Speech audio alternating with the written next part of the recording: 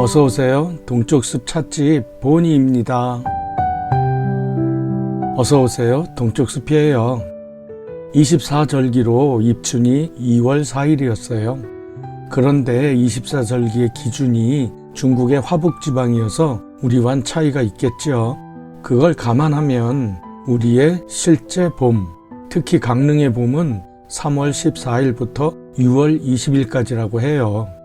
이 자료는 기상청의 관측 자료 중 계절 길이에서 가져왔어요.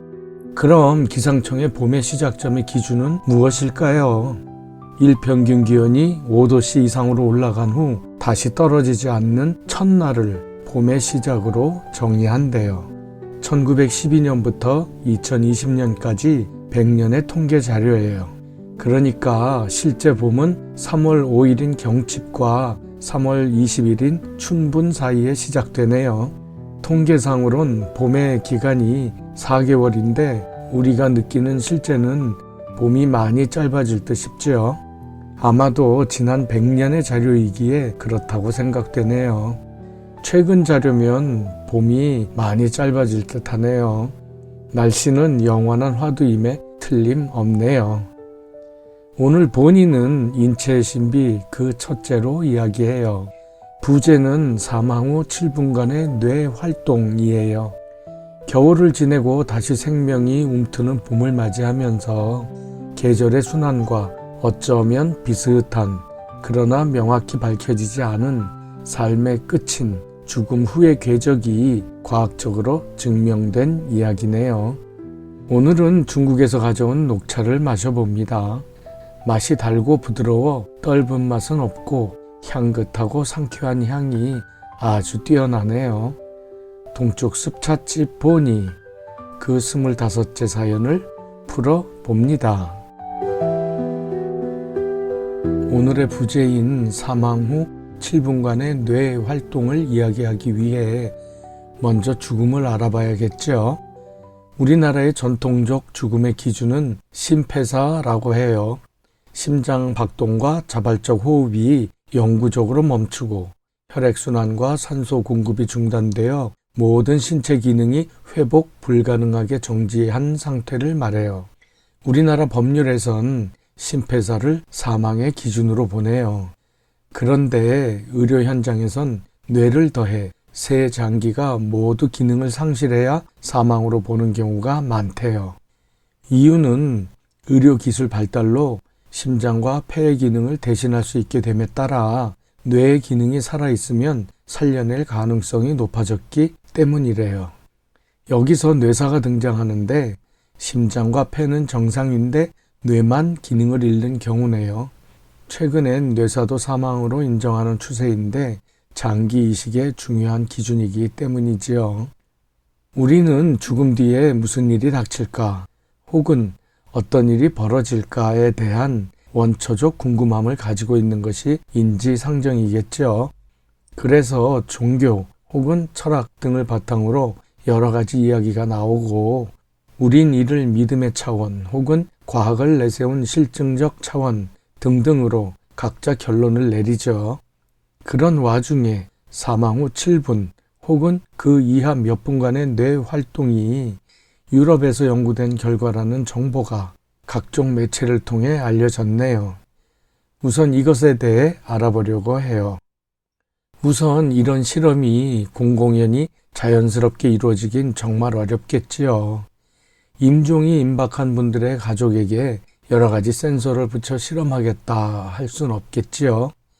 그런데 정말 우연히 질병이 있던 노인분이 낙상으로 치료받으러 입원하셔서 뇌파 측정을 하는 센서들을 장착한 상태에서 심장마비로 돌아가셨대요. 그러니 아주 훌륭한 실험 결과를 그대로 얻게 되었대요. 바로 그 결과가 심장이 멎은 직후부터 뇌의 활동이 엄청나게 높아져서 정상의 몇 배에서 몇 백 배까지 치솟았대요.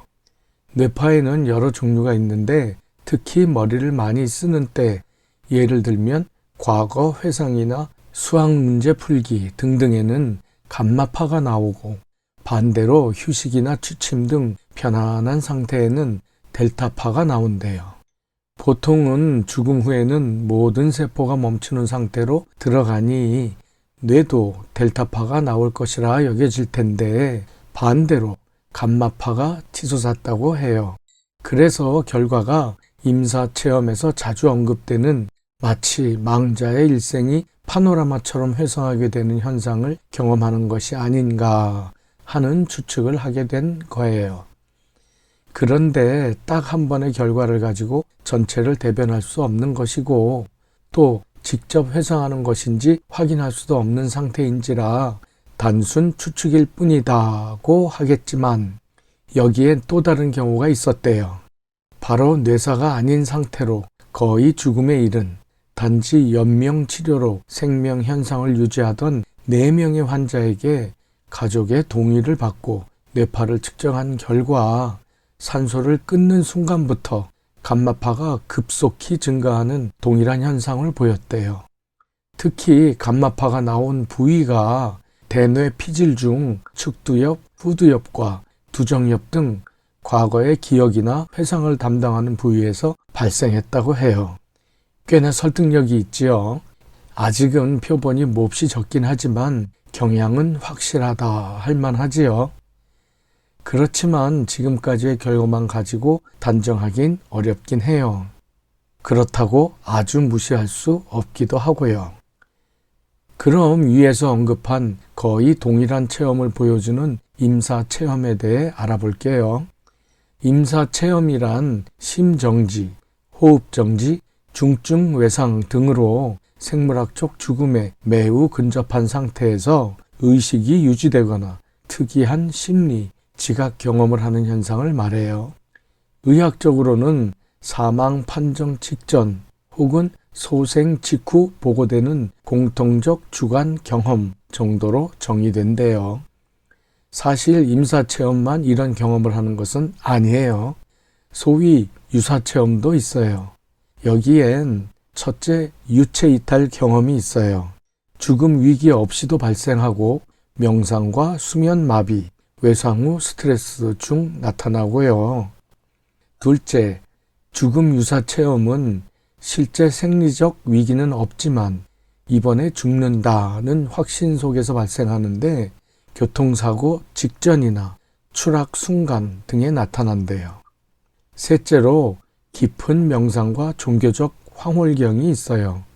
시간과 자아 소멸 경험이나 강렬한 평온감과 빛 체험이 있고 예를 들면 불교의 해탈 체험이나 기독교 신비주의와 유사해요. 이 외에도 환각이나 의식 변화 상태가 있고 꿈과 각성 사이의 체험으로 수면 마비나 자각몽이 있네요. 이런 여러 방법을 통해 우리에게 전해지는 거의 공통적인 상황이 바로 자기가 살아왔던 삶이 파노라마처럼 짧은 시간에 휙 복귀하게 된다는 것이네요.